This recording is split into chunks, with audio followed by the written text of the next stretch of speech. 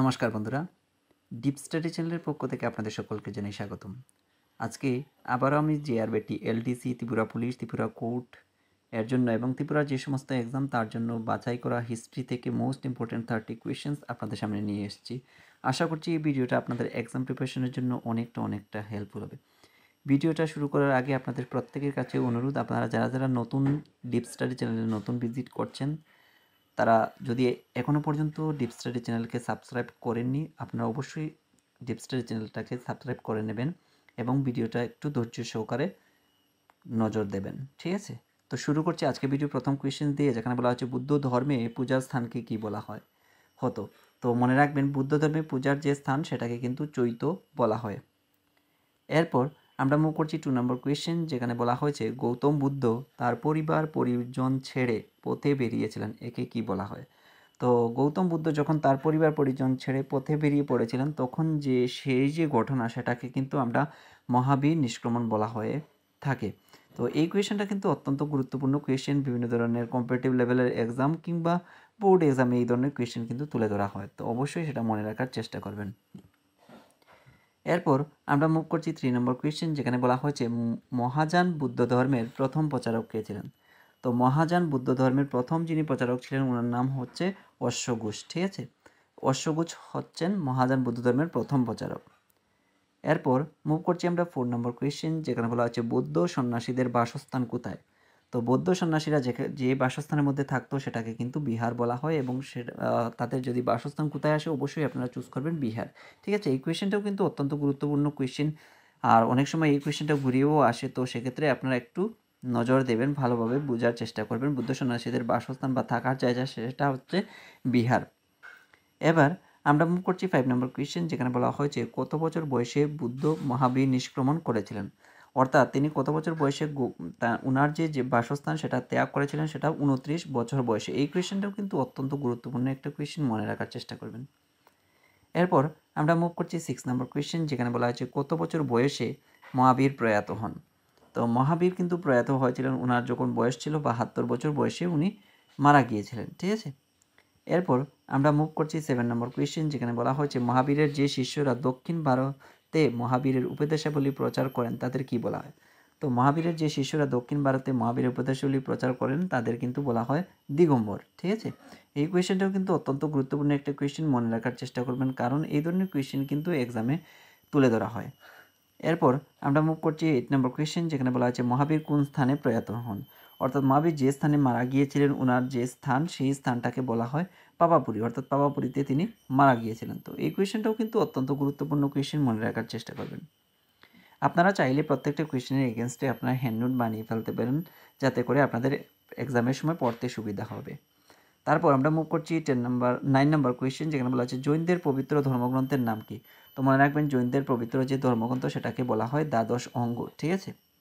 এরপর আমরা মুভ করছি 10 নম্বর কোয়েশ্চেন, যেখানে বলা হয়েছে আজীবক ধারার প্রবর্তক মক্লিপুত্ত গুসাল ছিলেন। তো মক্লিপুত্ত গুসাল যিনি ছিলেন তিনি ছিলেন মহাবীরের বন্ধু, সেটাও কিন্তু মনে রাখার চেষ্টা করবেন। এই কোয়েশ্চেনটাও কিন্তু অত্যন্ত গুরুত্বপূর্ণ কোয়েশ্চেন, মনে রাখার চেষ্টা করবেন। এরপর আমরা মুভ করছি 11 নম্বর কোয়েশ্চেন, যেখানে বলা হচ্ছে জৈন ঐতিহ্য অনুসারে জৈন তীর্থঙ্করের সংখ্যা কতজন ছিল? তো মনে রাখবেন, জৈন ঐতিহ্য অনুসারে জৈন তীর্থঙ্করের সংখ্যা ছিল 24 জন। এরপর আমরা মুভ করছি 12 নম্বর কোয়েশ্চেন, জীবনের প্রথম দিকে মহাবীর তপস্বী গোষ্ঠীর আচার আচরণ অনুসরণ করেন। তো মহাবীর জীবনের প্রথম দিকে মহাবীর তপস্বী গোষ্ঠীর যে আচার আচরণ অনুসরণ করেন সেটা হচ্ছে নিগ্রন্থ নামক আচার আচরণ অনুসরণ করেছিলেন।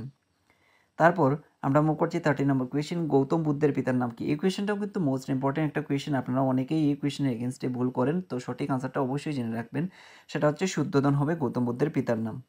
এরপর আমরা মুভ করছি 14 নম্বর কোয়েশ্চেন, গৌতম বুদ্ধের প্রথম বাণীকে কি বলা হয়? তো গৌতম বুদ্ধের যে প্রথম বাণী সেটাকে বলা হয় ধর্মচক্র প্রবর্তন, ঠিক আছে? প্রথম বাণীকে ধর্মচক্র প্রবর্তন, আর গৃহত্যাগের যে ঘটনা সেটা হচ্ছে মহাবীর নিষ্ক্রমণ।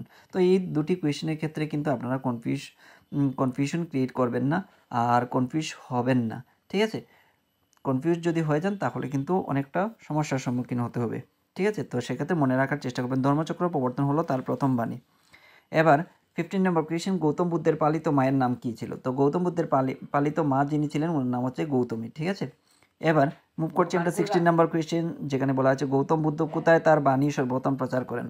তো গৌতম বুদ্ধ কোথায় তার বাণী সর্বপ্রথম প্রচার করেছিলেন? তো মনে রাখবেন সেটার সঠিক আনসার হচ্ছে সারনাথ। সারনাথে কিন্তু গৌতম বুদ্ধ তার প্রথম বাণী প্রচার করেছিলেন। এই কোয়েশ্চেনটাও কিন্তু অত্যন্ত গুরুত্বপূর্ণ একটা কোয়েশ্চেন, মনে রাখার চেষ্টা করবেন।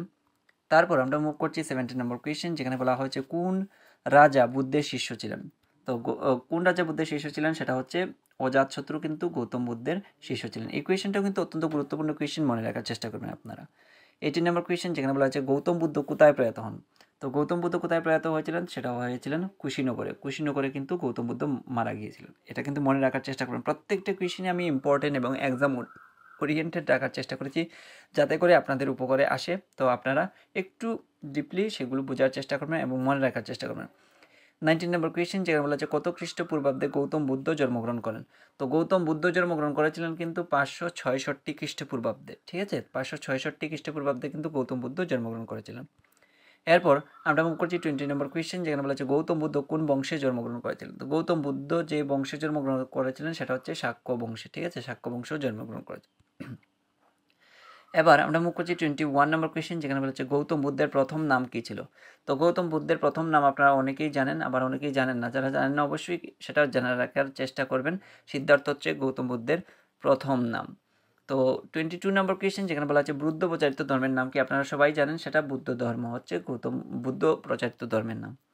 তারপর 23, যেখানে বলা হচ্ছে সাক্ষ্য সিংহ কাকে বলা হয়?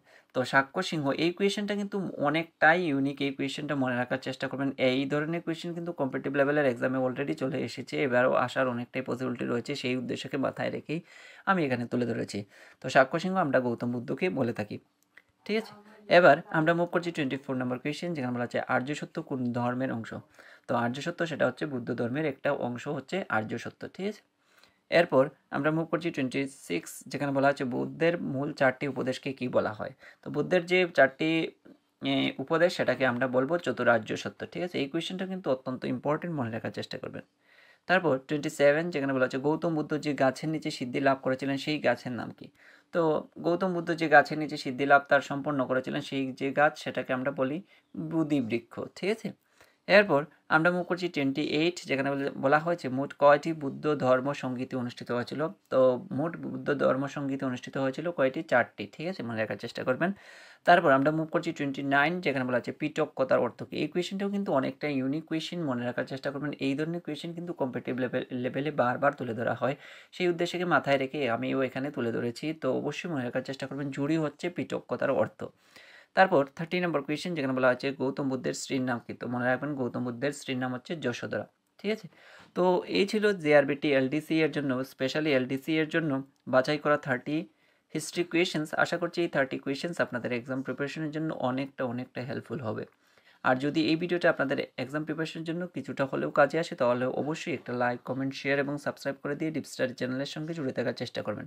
ধন্যবাদ সবাইকে। আপনারা সবাই ভালো থাকুন, সুস্থ থাকুন আর সুস্থভাবে আপনাদের এক্সাম প্রিপারেশনকেও চালিয়ে নিয়ে যান, এই কামনাই করছি। দেখা হবে পরবর্তী আরও একটি নতুন ভিডিওর সঙ্গে।